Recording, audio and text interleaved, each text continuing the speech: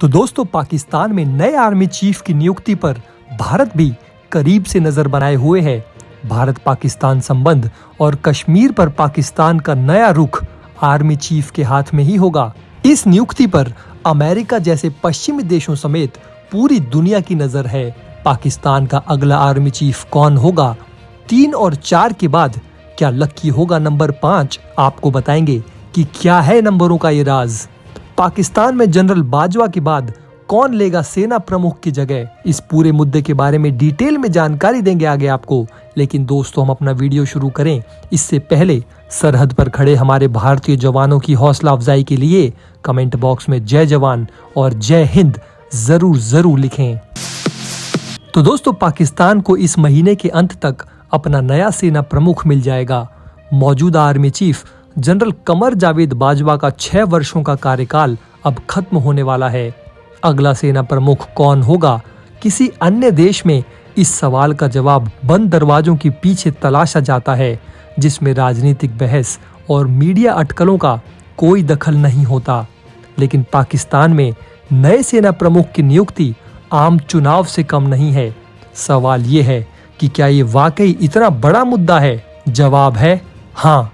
सेना पाकिस्तान पर 33 साल राज कर चुकी है और सरकार चाहे किसी की भी हो, पाकिस्तान में सत्ता की डोर सेना प्रमुख के हाथ में ही रहती है।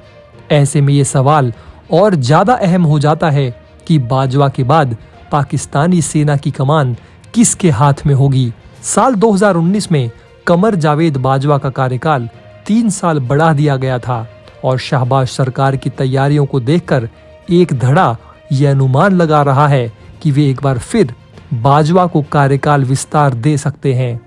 अपने करियर के अंतिम दिनों में बाजवा सत्ता को संवैधानिक दायरे में सीमित करने की कोशिश करते नजर आए। प्रेस कॉन्फ्रेंस में पाकिस्तान की खुफिया एजेंसी ISI के DG lieutenant general Anjum Nadeem दावा कर चुके हैं कि सेना अब राजनीतिक मामलों में दखल नहीं देगी।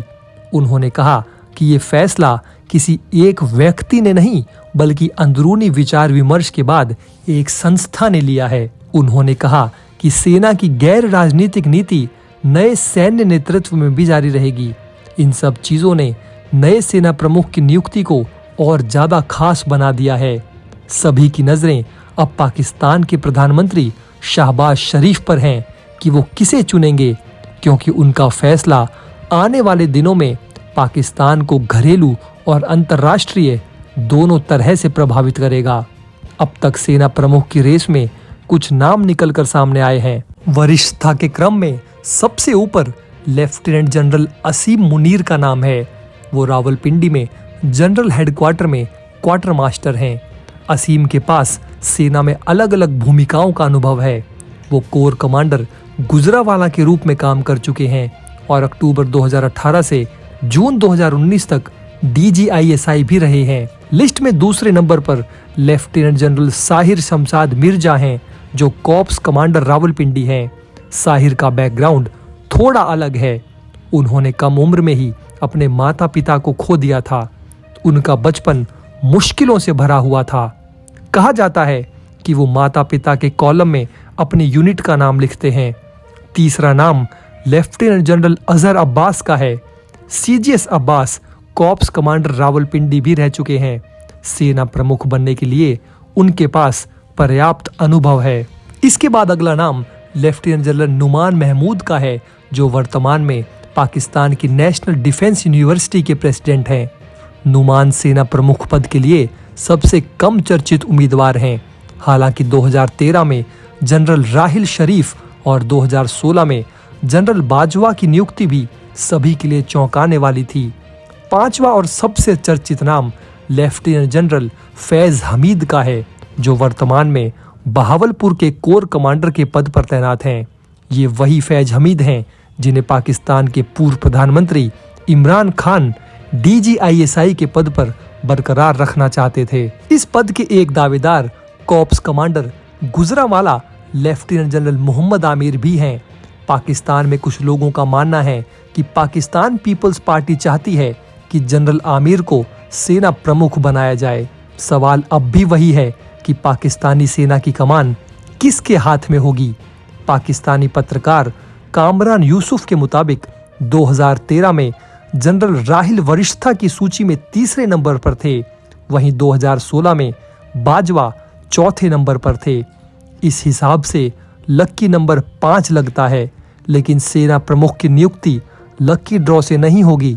इसलिए नवंबर खत्म होते होते इस सवाल का जवाब पाकिस्तान के साथ साथ पूरी दुनिया को मिल ही जाएगा। पाकिस्तान में नए आर्मी चीफ की नियुक्ति पर भारत भी करीब से नजर बनाए हुए है।